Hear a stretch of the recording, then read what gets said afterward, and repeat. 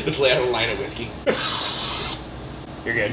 Oh, am I? Now I am? As soon as I talk about literally snorting whiskey, that's when we start shooting? All right, so cool. today we're doing Jefferson's Ocean. It's a beautiful thing. It is. So Jefferson's Ocean, the story behind it, is the founder of Jefferson's, Trey, I'm not even going to try to pronounce his last name this time, put 3 bourbon barrels on a ship founded by his friend Chris that was a wildlife research foundation, and they sailed around the world for 3 years. And the result they got was a really, really dark, almost syrupy bourbon. And if I do say so myself, it is absolutely phenomenal. Oh. So the methodology behind it was the constant motion of the ship and the salt and the extreme temperatures and just the brine in the air to see what it would do to the bourbon in its barrels. And the demand was so high for it that they've started making an actual line of Jefferson's Ocean. Absolutely. For you connoisseurs and nerds out there, this is bottle 22354 of Voyage 12. So obviously they're on Voyage 12 that takes multiple years, so it must be popular. Working out. It's good so far. Absolutely. And well, the really cool thing that had me gravitate towards this whiskey was the fact that you think about whiskey manufacturing in the 19th century.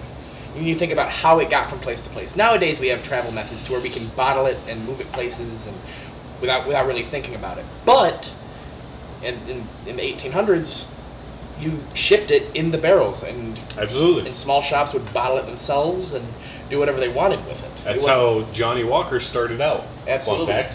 But that's for another video. Absolutely, we'll do some videos on some Johnny Walker products. But in the meantime, so the concept of, well, this is how they used to transport whiskey. Why don't we simulate that by just throwing our whiskey on a ship? And the product, at least on the nose, is extremely interesting. I'm not much of a bourbon drinker. My spirit of choice will almost always be Scotch. And I like a little bit of everything. Absolutely. It's because you can't make a decision to save your life. That's true. But I'm getting a really neat complexity on the nose that I'm not used to getting from bourbon, so I'm having trouble digging through it just because I'm not used to it. So the notes describe it as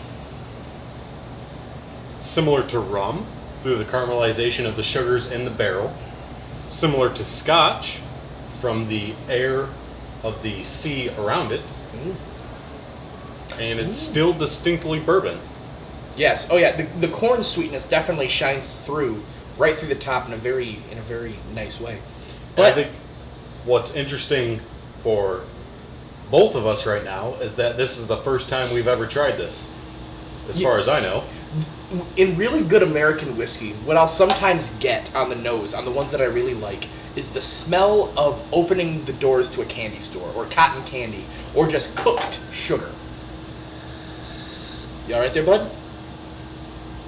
And so right cutting through is this nice, like, opening up, like, salt, without, it might be a mind trick, but literally saltwater taffy in those wooden bins at, like, a penny candy store.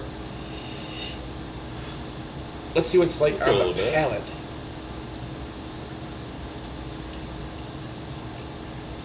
Oh, that's smoother than hell.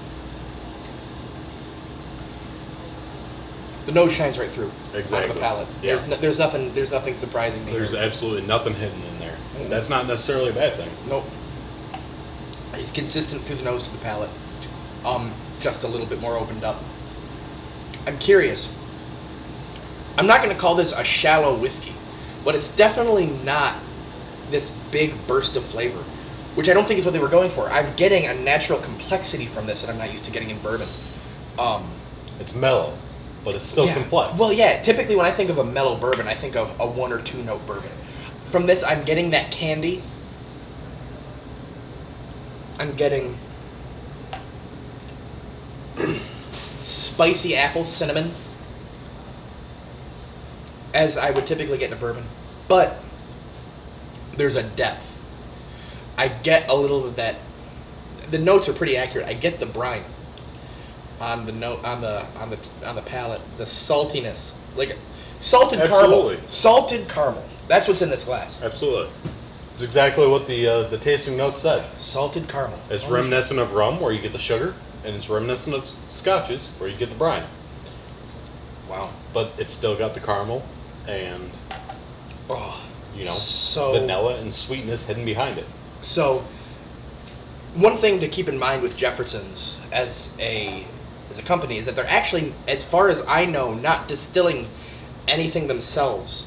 They're actually blending barrels from multiple distilleries or a single distillery. It's undisclosed. And then they're blending a blend and then bottling it. So what the trick with that is, I don't know if they're using the same blend in the standard Jefferson's Reserve as they're using in the Jefferson's Ocean, because I imagine they might want to do some different things with the blending if they're sending something out in the ocean than they would put in their standard bottling. But I can tell you, this is definitely now one of my favorite bourbons. I've found some bourbons I've absolutely fallen in love with, but this one is extremely tasty. It's extremely deep. It really pops. Yeah. But pop isn't a good word, because we were just discussing that it's mellow at the same time. It lands on the palate. The arrival on the palate is very fast and exciting. It's exactly. You taste a lot of things all at once, which in a bourbon for me is very unique. You get cherry on the nose too a little bit. Oh, definitely. So when I say cherry cough syrup, that sounds like a bad thing, but it's not what I'm literally tasting. It's what it's reminding me of on the nose, especially now that it's been on the palate for a minute and it's opening up in the glass. I'm going to add a drop of water to this. I'm curious as to what a drop of water. So the reason I add water to whiskey, especially like this, is that if it has a lot of oil content, it's actually not going to mellow it. It's actually going to bring it up. So I'm curious as to whether or not that's going to knock out some of those mellow aspects of it and make it a little bit more lively.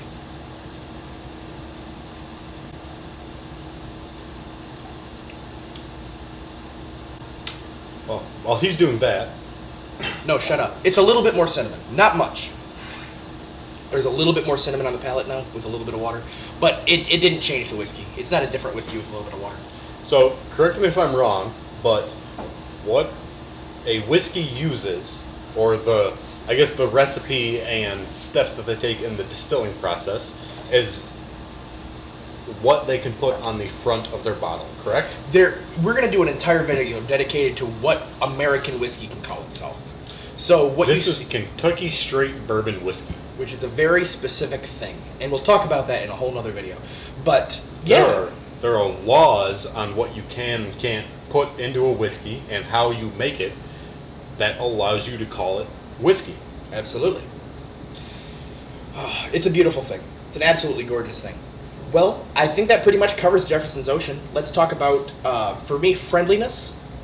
If you're used to drinking a regular bourbon, this might not be, even though it's mellow and smooth, might not be what you're used to as far as a friendly whiskey, because it is so much more complex. It actually has a chance of bombarding your taste buds a little bit.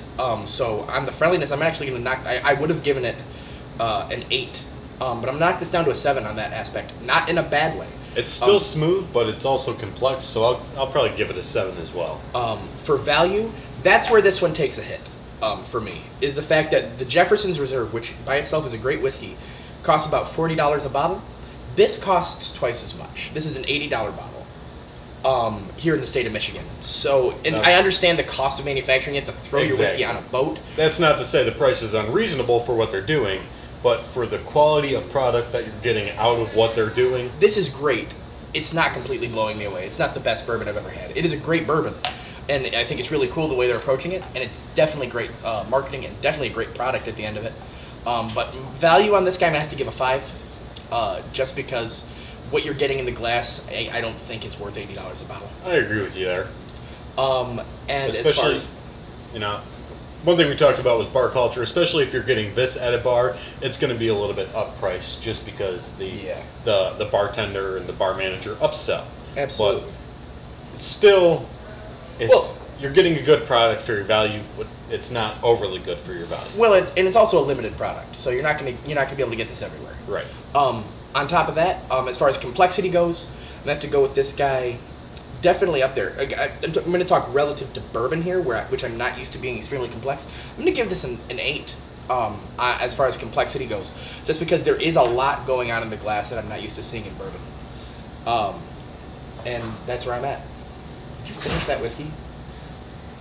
It was good. Man. Yeah, I'd probably give it an 8 as well. I know it sounds like I'm just going along with Bubba here, but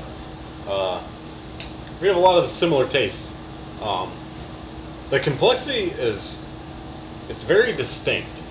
I don't want to say it's complex to bourbons in itself, because you have a lot of the similar notes, the caramel, the vanilla, Right.